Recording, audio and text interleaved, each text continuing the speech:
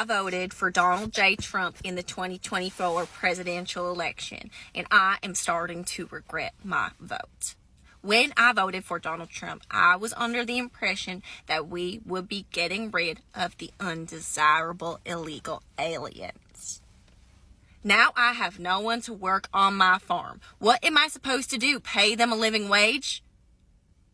This isn't handout city. I'm not giving these people no handouts. And how am I even supposed to do that anyway? I thought the plan was to tax the poors. Okay? I thought we were going to tax the poors. I make $25,000 a year.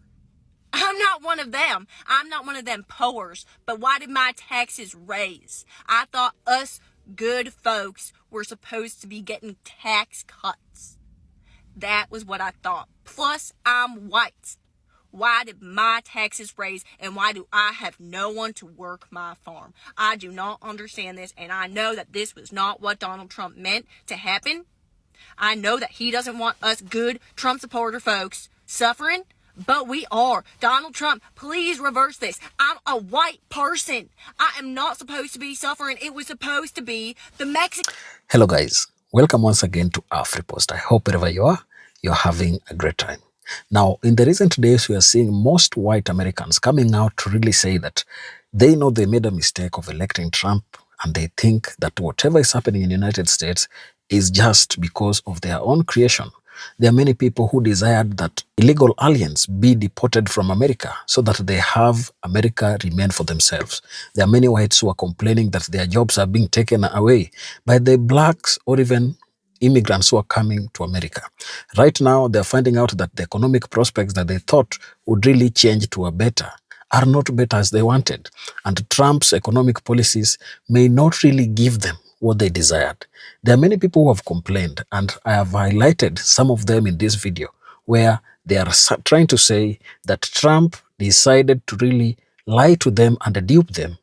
And the disillusionment that they have right now is beyond proportions. I want us to listen to some of these clips that I compiled, where they're complaining about the economic prospects under President Trump and what they think Trump needs to do. Let's watch this, then come back and share our thoughts in the end. Well, second time in a year, almost a year to the day, I got laid off again. Twice in a year. And, what the fuck? What is anyone supposed to do? And they said, because of the economy is crap right now. So, we're going to lay off a whole bunch of people again. And I already was struggling so hard, actually low-key, to even keep the current roof over my head. And now I have no idea how I'm even going to get through the next few hours. I just don't understand. But yeah, the economy is shit. America is shit right now. I feel like there's a really big plan for them to, tank this so that we have to rely on other things, other people. It's fucking shit. And I'm quite frankly tired of it. I'm tired of my livelihood being in other people's hands. And I have no idea how to fix that, but I'm going to, because this is just wild, and I'm fucking angry more than I am hurt or sad. I'm scared. I have no idea where any of my bills are gonna come from, or the money. I'm more angry than anything because I just cannot even believe I used to be able to get a job like the week later if I got laid off.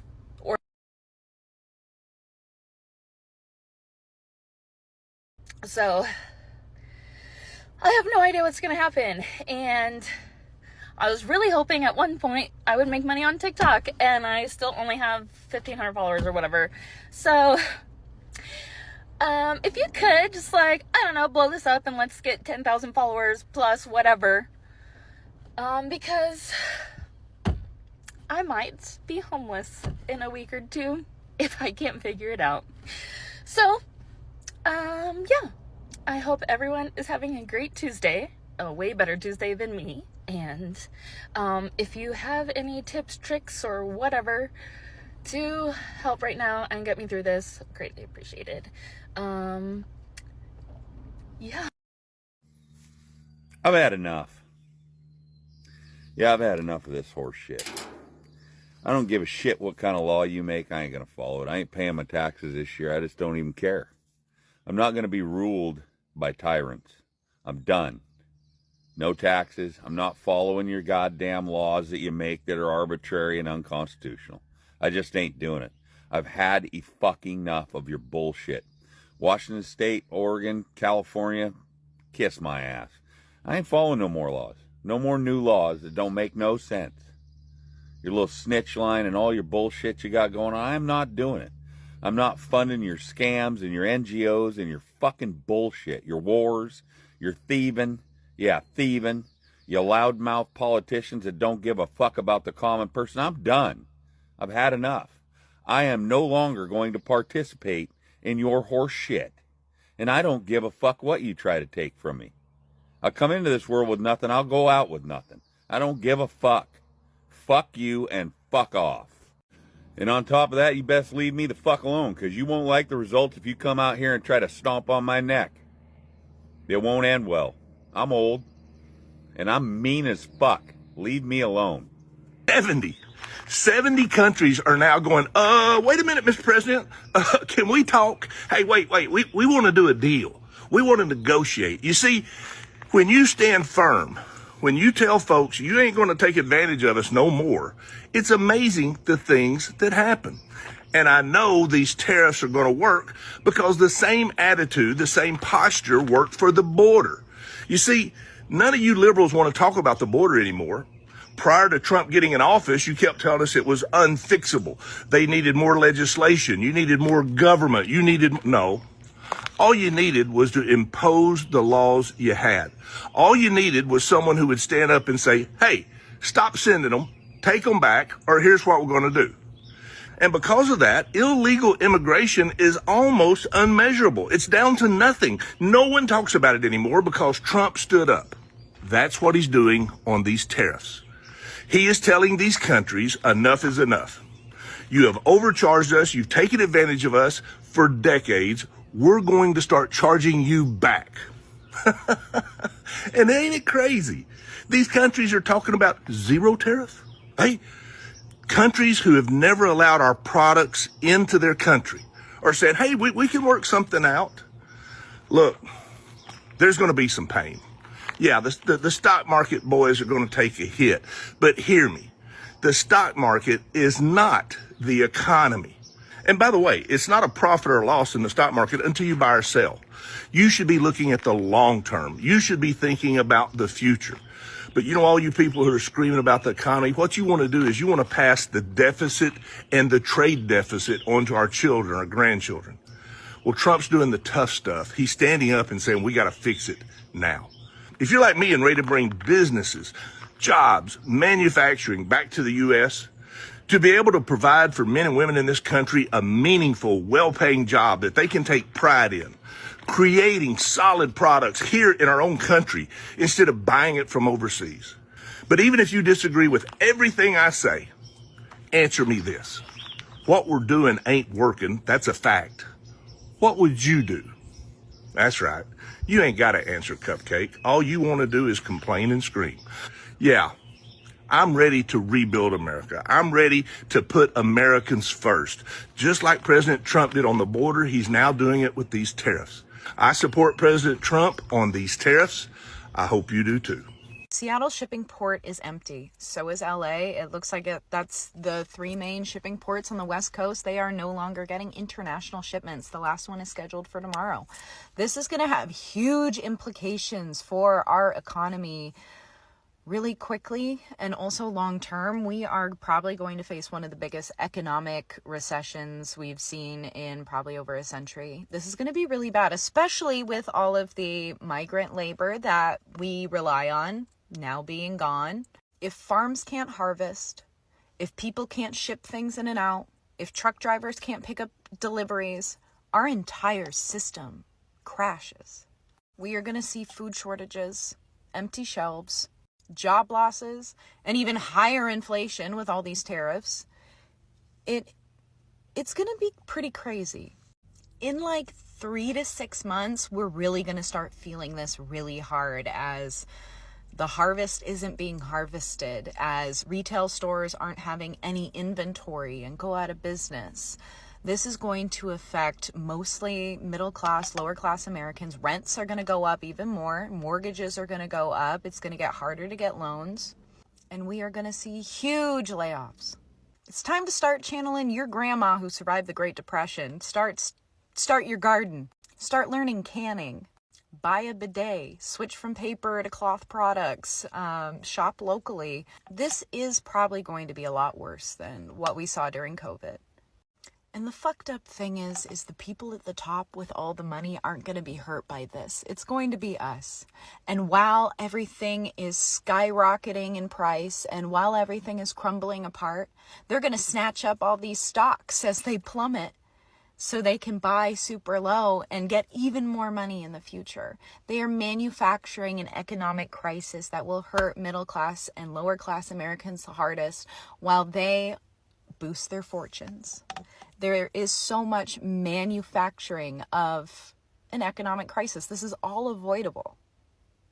But yet, here we are. My biggest fear is that people won't wake up. Biggest fear is that people won't ever wake up.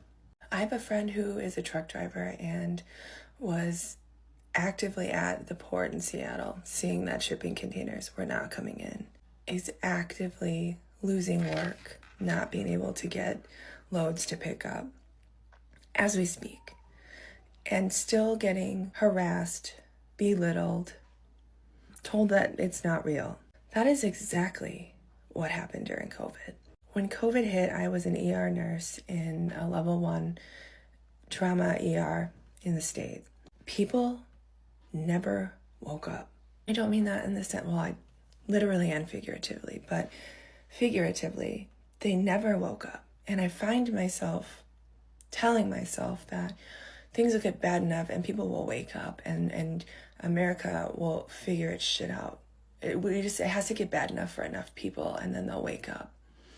And I just put 2 and 2 together today. I don't know that will happen because these same people are the people who blue lips, gasping breaths, watching family members pass away and suffocate, being told that they can't get ventilators, losing their newborn child, losing their parents, their spouse, brothers and sisters, watching their own oxygen decrease, realizing that they're very sick, would use their last dying breath to yell at us and tell us that it was fake.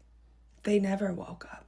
There were people who spent months in the ICU with their spouse or their loved one and still refused to get the vaccine, refused to believe that COVID was real. That is how set in their ways they were. I don't know that people will wake up for this. I don't think that there's a certain demographic that it has to affect before people will wake up, because COVID also affected every demographic. Granted, yes, there were certain demographics it affected more, but it touched everyone. It took lives of every different social, cultural, economic class. And those people never woke up. And we are 5 years deeper into this tunnel, this rabbit hole.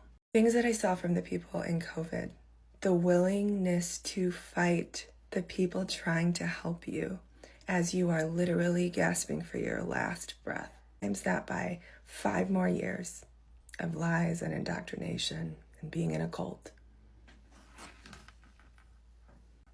I don't know, guys. It's bringing back of how it felt to be a nurse back then. Listening to my friend talk about being a trucker right now.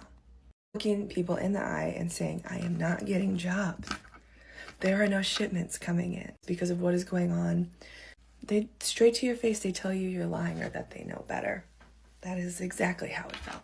And knowing that your personal hell was just ramping up, knowing that things were going to get so much worse, and you were on the front lines of that impending sense of doom that you know is coming, and nobody cares. Nobody wants to hear you. They'd rather call you names, call you a liar, say that they know better than you. And then you think, well, if enough people get sick, if enough people if enough people go broke, if enough people don't eat, if enough people go to the stores and the shelves are empty, if just enough people, whatever you want, fill in the blank, then they'll wake up and then they'll realize that we're not lying.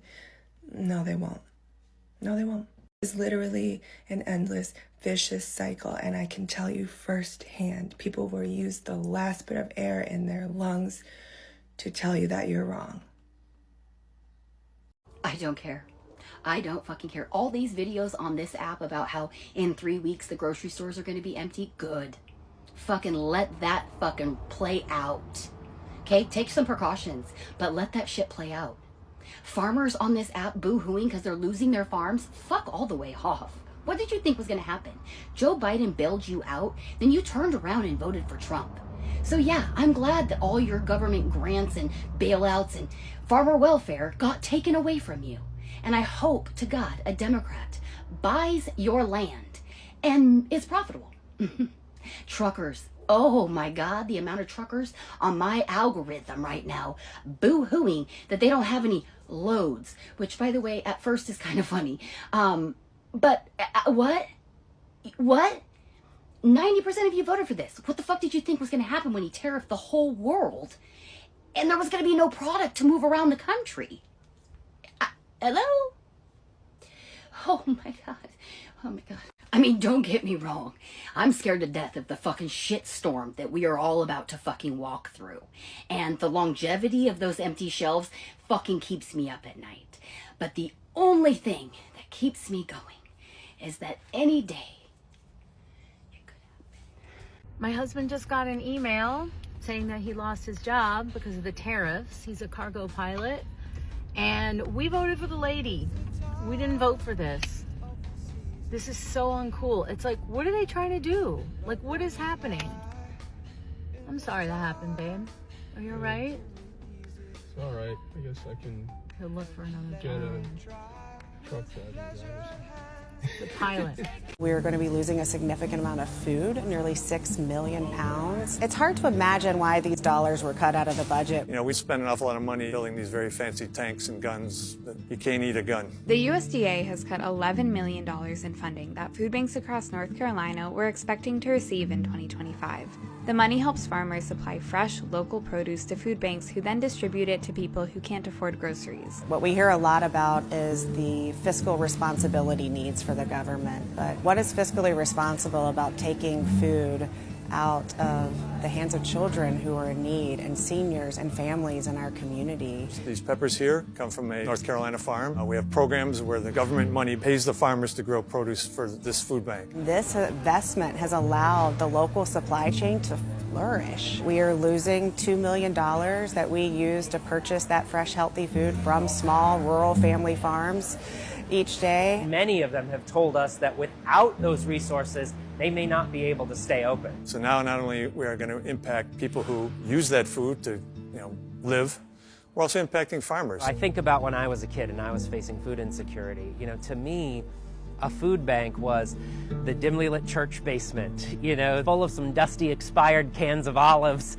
and that's sort of like what you got, right? That's not what food banking is today. The vast majority of the food that we distribute, over 50%, is fresh produce, fresh dairy, eggs, protein, coming in bins like these directly from local farms. Nearly 1.5 million North Carolinians don't have enough to eat, and food banks like the Food Bank of Central and Eastern North Carolina have been a lifeline. Now, as part of a $1 billion cut to local food purchasing assistance for food banks and schools across the United States, this aid is under threat. There's 1 in 5 children who are facing hunger in our service area. Think about the child going to school alongside my child. Will they be able to learn and thrive? And it's not just about the food today, but the impact of the lack of this food today in 5 years and 10 years and 20 years down the road, it's going to be systemic. Let your legislators know that we absolutely have to protect funding for these programs. It is funding for farms. It is funding for families facing hunger. We have to get involved. I was thinking about this. We are the richest country on the planet, one of the richest countries. Why does it look like ass? Like, really think about that for a second. Like, when you're driving if you're not in like Florida or California or the coast of like Oregon or whatever, it's like, this place looks like shit. And we have so much money. Like, I'm thinking of like Europe and Japan and all the architecture like across the world and how beautiful it looks. Why don't we have like rose gold fucking buildings, and like, why does the Kmart's and like all of the stores look like shit? Like, I don't know. I'm just thinking in my head, I'm closing my eyes and I can imagine like like, look at China, like Shanghai, like the coast, like all those videos you see. That's like, no joke, stunning, beautiful, high tech. You would think America would look like that with the amount of money that we have, but it just looks like, ugh, you know what I mean? All right, let's focus differently today. So about 2 months ago, I started talking about food shortages, and now every content creator that is larger is talking about it. The only reason I know about it so far ahead of everybody else was because I do work in an industry that's manufacturing and trade, and I'm up the upper level where I'm talking about risks to the company because I'm in finance and IT. And they were talking about geopolitical climate as being one of their top risks. Now, I work for a company out of Europe, and they were talking about severing negotiations and trade talks with the U.S. And I was hearing more and more grumbling. And I have colleagues that are all over the world: China, Mexico, Canada, Brazil, Argentina, Chile, and then all of the European countries, India, Australia. And a lot of them were saying that their local news were telling them that they were going to stop negotiating and doing trade with the U.S. This is something I heard in those conversations with my colleagues. And it's interesting now that it's being talked about. But, of course, I was planning 2 months ago. And I did talk on here 2 months ago, but I didn't have a big following at that time. But we need to talk about it because there's a lot of things we don't make enough of in this country to supply the entire country, including things like coffee, which we do every single day. So either those are going to go super high because the trade deals we had in place are no longer, or there's going to be shortages. But it's not just things like coffee, luxury. I mean, coffee to me is not a needed essential. I mean, I could do without it. I like it, but I can do without it. But certain things we're going to need. There's going to be food we really need. So I really think that I did a post a couple weeks ago, but I know that I tagged a couple creators, like Hear Me Out on this, who likes to make lists. And I know she was busy with the Unfuck America tour, but we really need to gather a list of farmers that did vote blue and support them, because obviously we can't grow a head of cattle or a whole bunch of pigs and, chickens in our backyard, especially those of us that live in cities. But I also want to talk about things like buying from truckload sales. So as summer comes around, you're going to have local farmers try to sell things on the back of their truck. Or there's one that comes up from Georgia with peaches and berries. We probably should be thinking about canning and preserving. And those of you that can and preserve like I do, we need to teach safety. Because a lot of these new kids don't know what and how to do it. They're trying to read it out of a book. And I know, if you remember when you were first learning how to can, it didn't cover everything. So we really need to talk about acidic nature and making sure that things stay safe and they don't end up with botulism, salmonella, or any of those things. Plus the difference between a water canner and a pressure cooker and which ones have to go in which. We really need to start talking about how to help others. They don't have to necessarily grow it all. They need to go to sales and preserve, because that's what my family did. My mom and dad were really poor, so they would go to truckload sales and buy big, huge flats of peaches and pears and stuff and can them for the whole year. We need to start teaching people. But we need a list of farmers. That's really important. We need a list of farmers that we want to support. We just want to work, sell our crop, and have a decent life like everybody else. But if they would just leave it alone. This trade war is going to impact literally every corner of the country. Some of those who are most uncertain about what this is going to mean is those in agriculture and farming. Like here, corn and soybean farmers and pork producers. Where does this trade war end? I don't know where it ends. I hope it ends soon. What is your message to the Trump administration? Just stay out of it. I mean, if they would just leave it alone and let the free market do its job, everything would be okay. This is going to be so far reaching, not just because of the Trump administration's tariffs of goods imported into the United States, but it's about the question marks in the days ahead about the retaliatory tariffs that the likes of China, Canada, potentially Mexico, and Europe are going to place on U.S. goods that are either produced, like corn and soybeans, or manufactured and sent overseas. America's going to be the poorest country in the world starting now. You're going to see the biggest crashes happening right now. So that's good for me because the price of gold and silver go up. So this time I went to the slums of Mumbai. But what shocks most people is America never had slums like that. Today, slums are everywhere across America. The slums of Mumbai are spreading across America. So the big shift is Russia, China versus America, Europe. The Chinese are threatening to shift the yuan to gold. And if they do that, US dollar collapses. If that happens, America goes. So that's why I've been saying it's commodities, silver and gold. So when the dollar crashes, I get richer. Some people aren't going to like to hear this, but that farmer guy in Missouri, Skylar Holden or whatever, who lost his farm, voted for Trump, and now he is maybe not regretting his vote, but he's having conversations, he's digging into things, he's doing his research, he's finding primary sources, he's asking how to educate himself, he's engaging with comments about, other political things like racism and expressing interest in learning. Those are the people, if you are a white person, if you have the energy to do it, and it's not going to make you jump off a bridge, those are the people that we need to be having conversations with. We do not need to be purity testing them. We don't need to have a gotcha moment. We need to find points of connection and communication, and we need to lean into that to fix problems together. I'm gonna be honest, I don't care if that guy is pro-life. That is not my battle with that person or that type of person. I started learning about racism, classism, ableism, transphobia, all of the isms after I learned about feminism through a very, third wave white feminist lens, and I connected with specific parts of that movement that exposed me to other movements of fighting oppression. We need to find the way in with these people who are experiencing this for the first time, even if it's very frustrating because we've known this whole time that this is going to happen.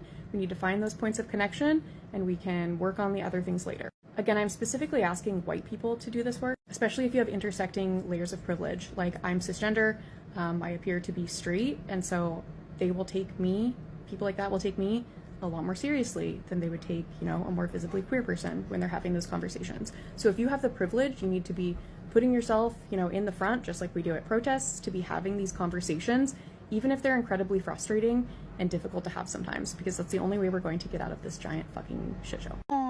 I'm a soybean farmer that voted for Trump, and I'm begging him to stop this trade war. Oh, look at you. You're so different. You're so strong. You're so brave. See, you're like a 10th generation soybean farmer, and apparently the president of, the American Soybean Farmers Association. You know that last time he was in office, soybean farmers lost $20 billion because of his tariffs. And our tax money had to bail you out.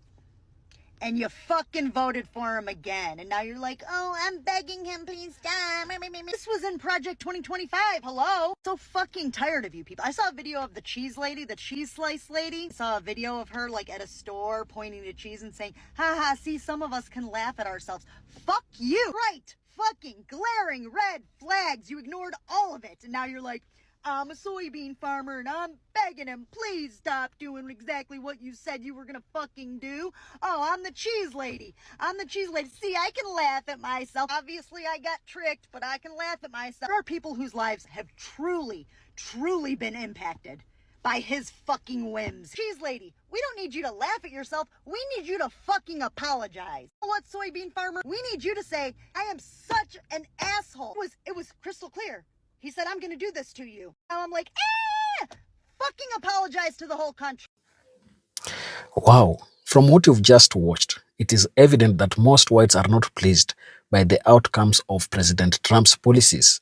There are a lot of tariffs that he has hit with other countries, and this has come with a negative impact on the agricultural sector, where the exports that are being exported to places like China, like soybean, cannot be taken there. So Trump seems to really be failing in a greater way, and most people who voted for him, or the base that he had during elections in 2024, seems not to be really agreeing with his economic desires and plans. In 2025, many white Americans, particularly those from working class backgrounds who supported Donald Trump, feel a sense of betrayal as the economic realities of his policies unfold. Trump's campaign promises centered on revitalizing the economy, creating jobs, and reducing cost of everyday Americans, resonating strongly with the white voters frustrated by economic stagnation and globalization's impact. Polls from 2024, like those from Pew Research Center, showed that 93% of Trump supporters prioritized the economy, expecting policies like tax cuts and tariffs to deliver immediate relief and industrial growth. However, the implementation of these plans, particularly his aggressive tariff policies, has led to unintended consequences. The sweeping 10% tariff on imports, including from major trading partners like China, Canada, and Mexico, were pitched as a way to protect American jobs and reduce trade deficits. Instead, they have triggered market volatility, with the S&P 500 dropping significantly in the early 2025, and raised concerns about inflation and recession. As noted by economists from JP Morgan and Goldman Sachs, this has left many supporters who anticipated a quick economic boom grappling with rising prices and uncertainty, eroding their confidence in Trump's economic vision. The disconnect between President Trump's promise and outcome stems particularly from the inconsistent and chaotic nature of his economic policies. His tariff strategy, for instance, was promoted as both a permanent tool to boost domestic manufacturing and a temporary negotiating tactic to force trade concessions. When markets reacted negatively, Trump scaled back some tariffs, such as those on iPhones from China, undermining claims of fostering long-term industrial growth. The flip-flopping, coupled with a lack of clear communication, has created confusion among supporters who expected decisive action. The Economic Policy Uncertainty Index surged to 234 in February 2025, reflecting heightened instability that has made it difficult for businesses and households to plan. For white working-class voters who were drawn to Trump's American First rhetoric and promises of manufacturing jobs, the absence of tangible progress, such as new factories, has fueled disillusionment. The reality that tariffs have increased costs for American manufacturers reliant on imported materials further undercut the narrative of economic revitalization. Another factor contributing to this sentiment is the impact of Trump's policies on consumer price and economic stability. White Americans, particularly those in low-income brackets, are hit hard by tariff-driven price increases, estimated to cost households $5,200 annually. A 2024 study by MIT and Harvard economists found that Trump's first-term tariffs failed to deliver economic benefits to the heartland, a trend that appears to be repeating itself. Consumer confidence, a critical driver of the U.S. economy, plummeted in early 2025, with the University of Michigan index dropping to 64.7 in February, the lowest since November 2023, largely due to fears of tariff-induced inflation. This erosion of confidence is particularly stark among white working-class voters, who, according to PRRI's 2017 analysis, supported Trump not just for economic reasons, but also due to cultural displacement fears.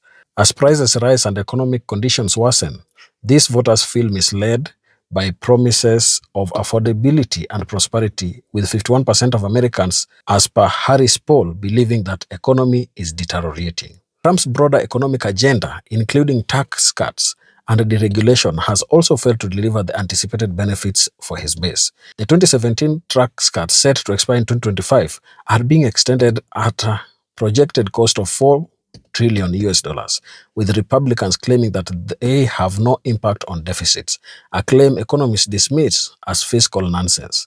These cuts disproportionately benefit wealthy houses, leaving many white working class families who expected broader economic relief feeling overlooked. Meanwhile, cuts to social safety nets like Medicaid and food assistance pushed to fund these tax breaks directly harm the very communities that backed Trump. The White House narrative of trillions in historic investment commitments has not materialized into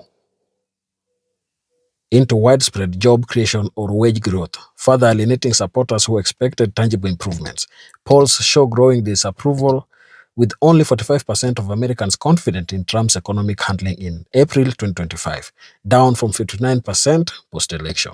Finally, the cultural and economic expectations of white Americans are intertwined, amplifying their sense of being duped. Many white working class voters supported Trump in 2016 and 2024, not only for economic promise, but also for his stance against perceived cultural threats, like immigration and perceived globalization. Yet the economic fallout from these policies, market instability, higher prices, and no clear job growth, has not aligned with the cultural empowerment they sought. The administration's focus on tariffs and trade wars, rather than addressing immediate economic concerns like healthcare affordability, seen as a major issue by 66% of Americans, feels misaligned with voters' priorities. As global trade partners impose retaliatory tariffs, American workers face reduced export opportunities, and the promised new golden age feels increasingly out of reach. For white Americans who invested hope in Trump's vision, the gap between the rhetoric and the economic reality of 2025 has fostered a growing sense of betrayal. So from that alone, you're able to see that most Americans feel that President Trump has betrayed them. Whatever they wanted to achieve, they are not able to achieve it because they are tired with the Trump's lying and incompetence. You can share your opinions down in the comment section. And if you're watching us for the first time, please don't forget to subscribe to the channel, like this video, and also share. You can also join our membership to get access to exclusive content that we have for you here periodically. Thank you, and let's meet on the next one.